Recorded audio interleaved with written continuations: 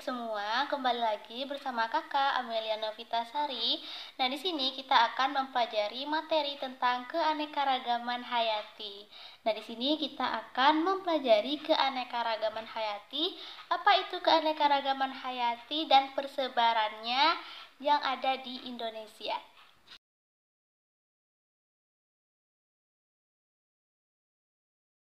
Keanekaragaman hayati atau disebut juga dengan biodiversitas adalah variasi dan variabilitas kehidupan di bumi. Nah, keanekaragaman ini dia disebabkan oleh adanya kesamaan dan keberagaman pada tingkat gen, spesies, dan ekosistem. Jadi keanekaragaman tingkat hayati itu terbagi atas 3, yaitu yang pertama ada keanekaragaman gen, yang kedua ada keanekaragaman spesies, dan yang ketiga itu adalah keanekaragaman ekosistem.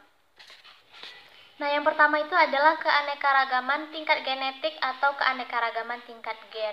Nah, kita harus tahu dulu keanekaragaman tingkat gen.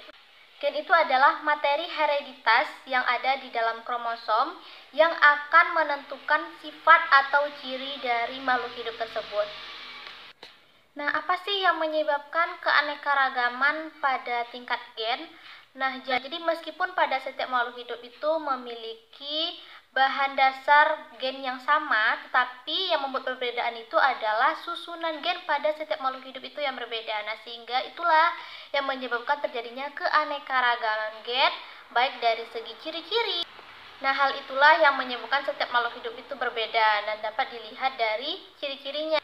Nah, untuk contoh dari keanekaragaman tingkat gen ini dapat kita lihat dalam kehidupan sehari-hari, yaitu ada bunga mawar atau disebut juga dengan rosa hybrid. Mawar itu ada yang warna merah, ada yang warna pink, ada yang warna putih, dan sebagainya. Nah, itu adalah salah satu contoh dari keanekaragaman tingkat gen.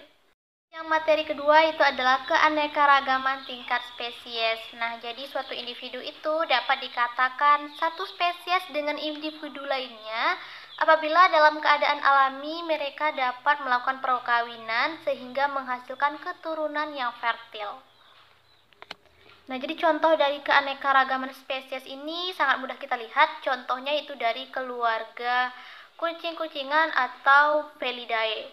Nah, contohnya itu yang satu spesies adalah kucing, lalu ada harimau, ada singa, ada macan, dan sebagainya. Yang ketiga adalah keanekaragaman tingkat ekosistem. Nah, ekosistem itu adalah hubungan timbal balik antara makhluk hidup dan lingkungannya. Nah, makhluk hidup adalah biotik dan lingkungannya itu ada abiotik. Setiap ekosistem itu memiliki ciri-ciri yang berbeda. Contohnya itu ada ekosistem darat dengan ekosistem laut tentu saja memiliki lingkungan fisik, lingkungan kimia, tipe vegetasi yang berbeda. Nah, sehingga itulah yang menyebabkan terjadinya perbedaan pada setiap spesies yang menempati suatu ekosistem tersebut. Secara garis besar, terdapat 2 ekosistem utama, yaitu ada ekosistem laut dan ekosistem darat. Ekosistem darat itu terbagi atas beberapa bioma, yaitu ada bioma gurun, ada bioma tundra, hutan hujan tropis, ada bioma savana atau padang rumput, dan bioma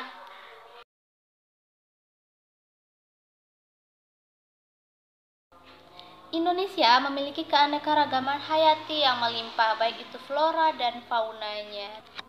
Nah, bahkan banyak di Indonesia ini yang memiliki makhluk hidup endemik, artinya adalah makhluk hidup yang hanya hidup di suatu daerah tertentu saja. Nah, contohnya itu ada harimau Sumatera, ada badak bercula 1, lalu ada orang utan, dan untuk tumbuhan itu masih banyak lagi tentunya. Contohnya itu ada bunga Rafflesia arnoldi yang ada di Sumatera dan masih banyak lainnya. Lantas bagaimana penyebaran keanekaragaman hayati yang ada di Indonesia? Nah, Alfred R. Wallace dan Weber yang merupakan 2 orang ilmuwan itu dia membagi wilayah Indonesia ini menjadi 3 zona. Nah, itu ada zona barat, ada zona tengah, dan ada zona timur. Nah, berikut merupakan Zona persebaran dari hewan dan flora yang ada di Indonesia menurut pembagian dari Weber and Wallace.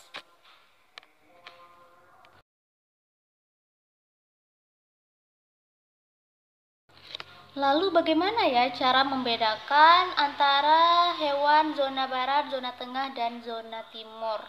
Nah, cara membedakannya itu adalah terdapat ciri-ciri tersendiri antara masing-masing kelompok ini.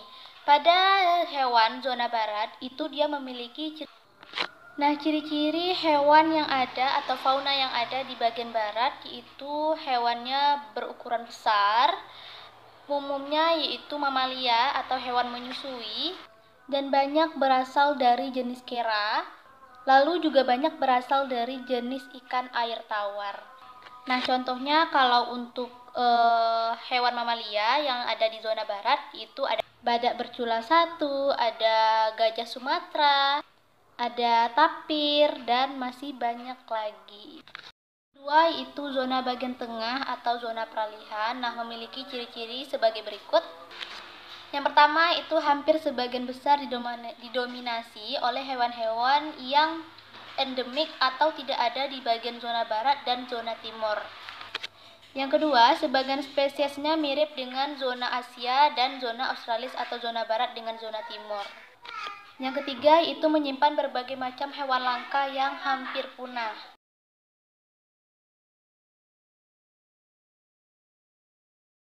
Ketiga, itu ada fauna bagian timur. Nah, pada hewan zona Australis ini, dia memiliki ciri-ciri seperti berikut.